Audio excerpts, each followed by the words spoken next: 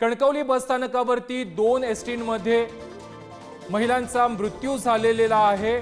ST मागे घेत असताना ड्रायव्हरच्या दुर्लक्षामुळे हा अपघात घडलेला आहे आणि महिलेचा मृत्यू झालेला आहे। संतप्त प्रवाशांकडून एसटी बसवरती दगडफेक देखील करण्यात आलेली आहे। प्रवाशांसह ग्रामस्थांचा बस स्थानकामध्ये ठिय्या देखील पाहायला मिळतोय।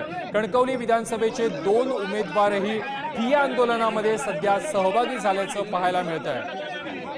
सिंधुदुर्ग जिल्ह्यातील कणकवलीमधून ही अत्यंत महत्त्वाची बातमी आहे। कणकवली बस स्थानकामध्ये 2 एसटींमध्ये सापडून महिलेचा मृत्यू झालेला आहे आणि त्यानंतर संताप व्यक्त केला जातोय।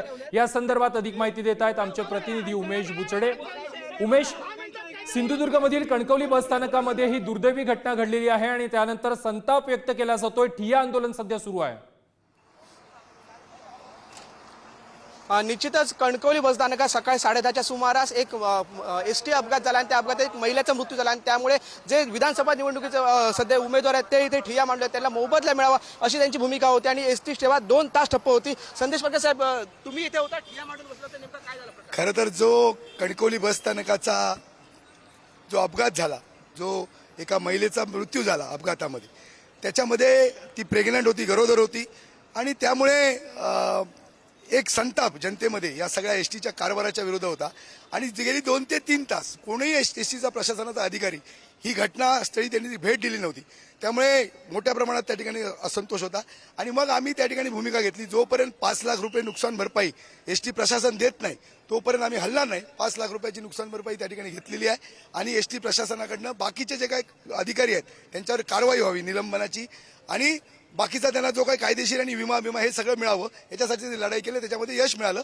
5 लाख रुपये त्या ज्याचं मृत्यू पावले त्या कुटुंबाला वारसाला दिले। निश्चितच आपण बघितलं की या बसस्थानकात 2 तास ठिय्या हा सुरू होता आणि याच या मतदारसंघात भाजपचे देखील कार्यकर्ते होते, गोटा सावंत देखील होते, संदेश पारकर होते, तेच उमेदवार नवाज खानी हे देखील इथे ठिय्या मांडून होते, कारण त्या महिलेची जी अवस्था झाली आणि त्यावेळेस जबाबदार कोण अशा पद्धतीने हे एसटीच्या विरोधात सर्वच प्रयत्न पोलीस प्रशासन देखील दाखल झालं। कणकवली बसस्थानकामध्ये 2 एसटींमध्ये सापडून महिलेचा मृत्यू झालेला आहे आणि त्यानंतर संताप व्यक्त केला जातोय। या ठिकाणी ठिय्या आंदोलन देखील केलं जात आहे।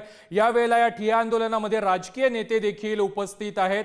ठाकरेंच्या शिवसेनेचे उमेदवार असणारे संदेश पारकर देखील या आंदोलनामध्ये सहभागी झालेले आहेत आणि मृत महिलेच्या कुटुंबियांना नुकसान भरपाई द्या, 5 लाखांपर्यंतची नुकसान भरपाई द्या, अशा प्रकारची मागणी या नेत्यांकडून केली जाते आहे।